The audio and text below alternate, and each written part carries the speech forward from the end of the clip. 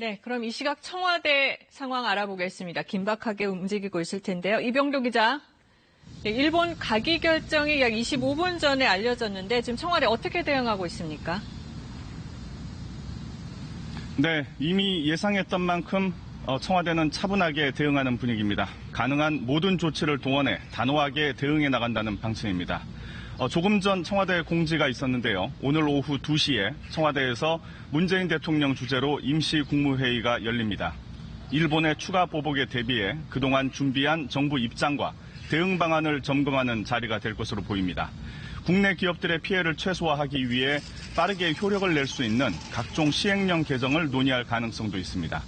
임시 국무회의가 끝나면 홍남기 경제부총리가 정부 합동 브리핑을 할 예정이고 산업별 단기 대응책과 정부 지원책, WTO 제소 방안 등을 국민들에게 설명할 예정입니다.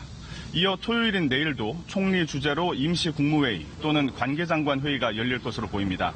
임시 국무회의가 열린다면 오늘 오후쯤 처리가 예상되는 추경안에 대한 세부 배정 계획안이 의결될 것으로 보입니다.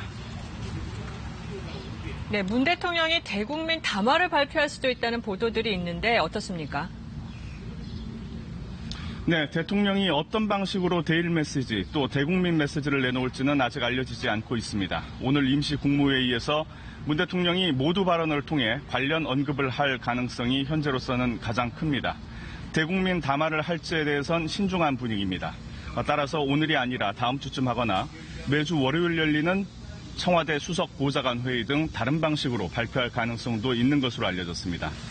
모레인 오는 4일 고위 당정청 회의에서는 보다 강화된 대일 메시지와 중장기적 대책을 포함한 종합대책이 발표될 것으로 보입니다.